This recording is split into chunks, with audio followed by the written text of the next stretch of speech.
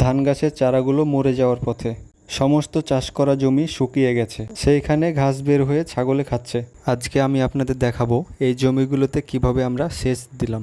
আমাদের এখানে ড্রেনের ব্যবস্থা না থাকার কারণে বিকল্প পদ্ধতি হিসেবে আমরা পাইপ ব্যবহার করেছি এবং এটি সুন্দরভাবে ফেলে নিয়েছি। আমাদের সেচ পাম্প থেকে জমির দূরত্ব বেশি হওয়ার কারণে আমরা পাইপগুলো ফেলে একটার পর একটা জোড়া দিয়ে দিলাম।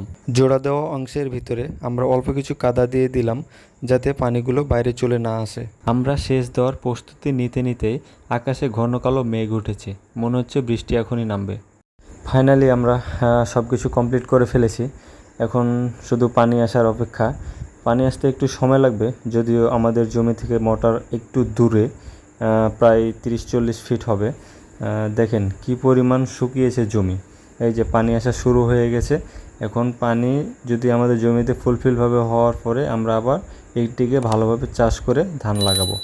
যদিও আমরা এই সেচ দেওয়ার আগে বৃষ্টির পানিতেই 2টা চাষ দিয়ে রেখেছিলাম, কিন্তু পরবর্তীতে বৃষ্টি না হওয়ার কারণে আমাদের জমির অবস্থাটা দেখেন কি হয়েছে। পুরোটাই প্রায় শুকিয়ে গেছে। এখন পানি সেচ দেওয়া ছাড়া কোনো উপায় ছিল না।